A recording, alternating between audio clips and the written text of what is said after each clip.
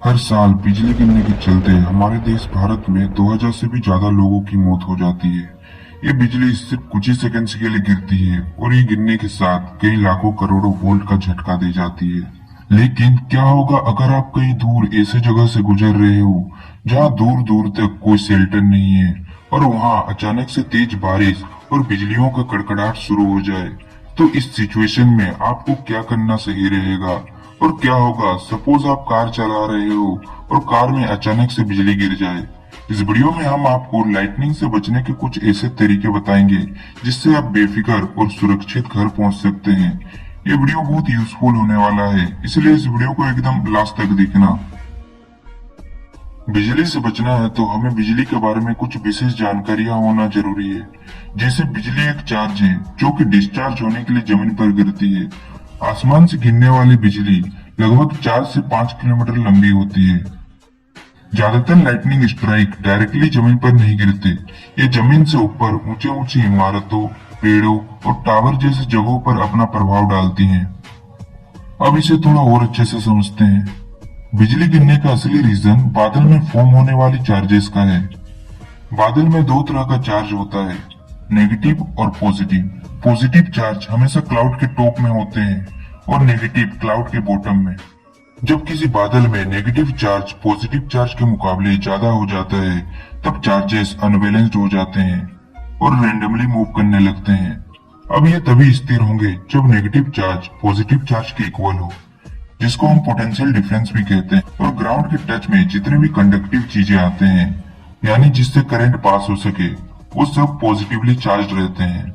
जैसा कि हम जानते हैं, अनलाइक चार्जेस हमेशा एक दूसरे को अट्रैक्ट करते हैं और जब दो चार्जेस आपस में टकराते हैं तब बिजली प्रोड्यूस होता है। जब एक बादल बहुत ज्यादा मात्रा में नेगेटिवली चार्ज हो जाए, तब negative charge particles automatically ground की तरफ अट्रैक्ट होने लगते हैं और ग्राउंड पॉजिटिवली चार्ज होने की वजह से जब बादल का चार्ज जमीन के कांटेक्ट में आता है, तब हमें बिजली का झटका देखने को मिलता है। ये झटका सीधा जमीन में ऑब्जर्व हो जाता है और ये प्रोसेस तब तक चलते रहता है जब तक बादल पूरी न्यूट्रलाइज नहीं हो जाता, यानी जब तक दोनों के चार्ज पार्टिकल समान रूप से इक्वल नहीं हो जाते। बादल जितना नेगेटिवली चार्ज होगा, बिजली का झटका उतना तेज गिरेगा। ये झटका ज्यादातर ऊंचे ऊंचे बिल्डिंग्स और टावर जैसे जगहों पर गिरता है, क्योंकि टावर सीधा जमीन से जुड़ा रहता है, इसीलिए यह भी पॉजिटिवली चार्ज रहता है। बिजली गिरते ही करंट टावर से सीधा ग्राउंड में ऑब्जॉर्ब हो जाता है और अगर इस तरह से कोई भी इमारत या घर डिस्ट्रॉय होने से बच जाता है। लगभग 95% बिजली आकाश में रहती है, सिर्फ 5% बिजलियां जमीन तक पहुंचती है। ज्यादातर बिजली जमीन पर नहीं गिरती, बल्कि ये बादल से बादल में ही गिरते हैं।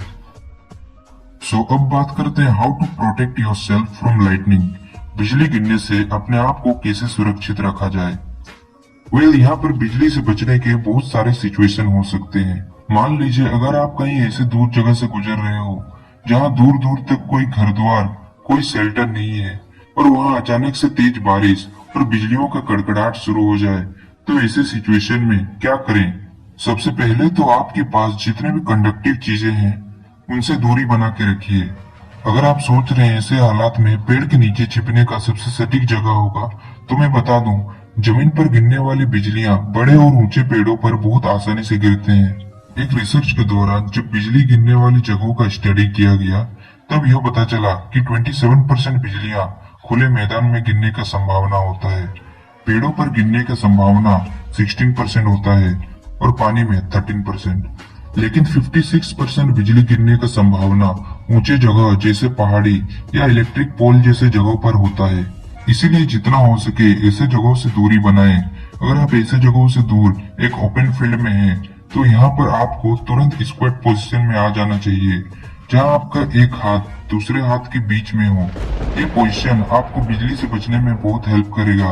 और दूसरा, अगर आप कहीं कार से जा रहे हो और अचानक से मौसम खराब हो जाए और जोरदार बिजली कड़कड़ाने लगे, तो ऐसे में क्या करें।